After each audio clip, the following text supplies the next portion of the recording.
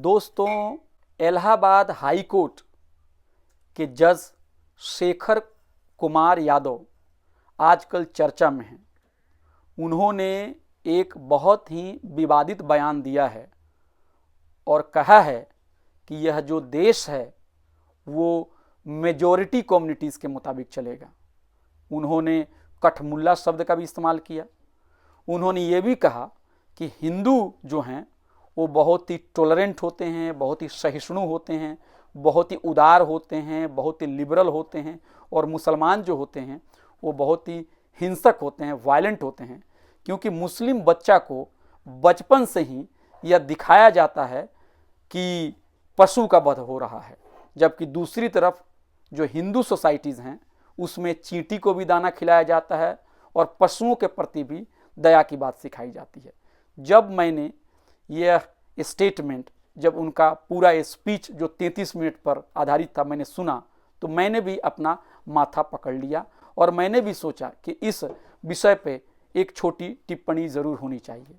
सबसे पहले फैक्ट्स की बात हो जाए। यह बात है इलाहाबाद हाई कोर्ट के कैंपस की, यह बात है 8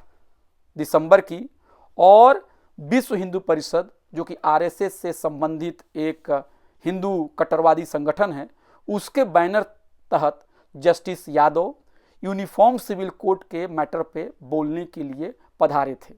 उन्होंने अपनी पूरी स्पीच में मुसलमानों का कहीं नाम नहीं लिया, लेकिन पूरी स्पीच में वो मुसलमानों पे ही अटैक करते रहे। अप्रत्यक्ष रूप से, इनडायरेक्टली, उनके कंटेंट का जो पूरा का पूरा जो अटैक था वो सिर्फ मुसलमान था, जिसको सुन के कोई भी इंसान दुख में डूब सकता है कि इस देश का एक जज जो है किस तरह से वह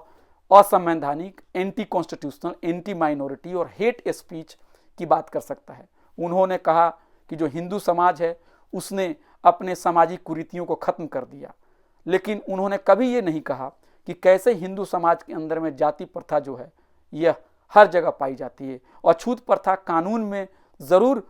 खत्म कर दिया गया है, लेकिन आज भी अछूत प्रथा पाया जा रहा है। शादी ब्याह, खान पान जो है वो भी हिंदू समाज में जाति की वजह से नहीं हो पा रहा है। डोमेस्टिक वायलेंस के केसेस हैं, महिलाओं को संपत्ति में अधिकार नहीं है, और तमाम तरह के मसाइल हैं। विडो का प्रॉब्लम है, विधवा का प्रॉब्लम है, लेकिन इन सब बातों पे उन्होंने बिल्कुल पर्दा डाल दिया और उन्होंने सिर्फ मुसलमानों की बैशिंग की, उनके खिलाफ बोला और कहा कि वहाँ पे कोई सुधार नहीं हुआ है। ये तमाम बातें जो हैं यह बिल्कुल गलत है, और मुझे लगता है कि ये एक ख़ास कम्युनिटी को टारगेट करने के लिए और हिंदुत्व का जो एजेंडा है उसको फैलाने के लिए जज साहब ने ये बात कही है। यह बात हमें सिर्फ एक जस्टिस के ज़ाती बयान तक ही सीमित नहीं करना चाहिए, बल्कि हमें यह भी देखना चाहिए कि किस तरह से आरएसएस और बीजेपी और हिंदूवादी संगठन है उसकी पैठ जो है, उसका जो पेनिट्रेशन है वो सरकारी इदारों में और जुडिशियरी तक पहुंच चुका है। और जब न्याय देने वाली जो व्यवस्था है, अगर वहाँ पर भी लोग कम्युनल हो जाएं तो लोग कहाँ जाएंगे। अपने पूरे स्पीच में उन्होंने यूनिफॉर्म सिविल कोड के बारे में जो बातें रखी उसमें भी उन्होंने तथ्यों के साथ छेड़छाड़ किया, और उन्होंने कहा कि इस देश में एक कानून होना चाहिए। आजकल जो लीगल के जो माहिरीन हैं उनका कहना ये है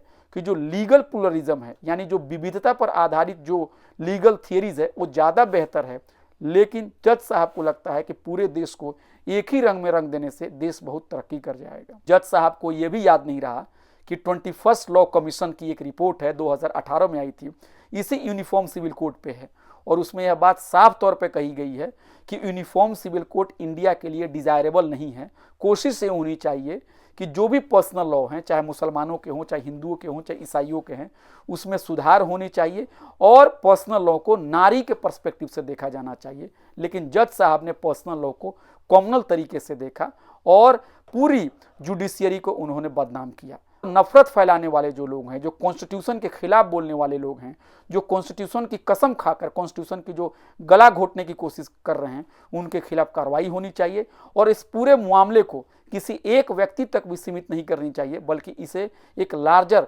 कॉन्टेक्स्ट में देखना चाहिए कि किस तरह हमारे देश में एक राइट विंग असर्शन हो रहा है और किस तरह से uniform civil code, personal law जो है उसका इस्तेमाल माइनॉरिटी के खिलाफ किया जा रहा है, और किस तरह से भ्रांतियाँ, किस तरह के जो अफवाह और प्रोपेगेंडे फैलाए जा रहे हैं और किस तरह से रिएक्शनरी फोर्सेस ताकतवर हो गई हैं।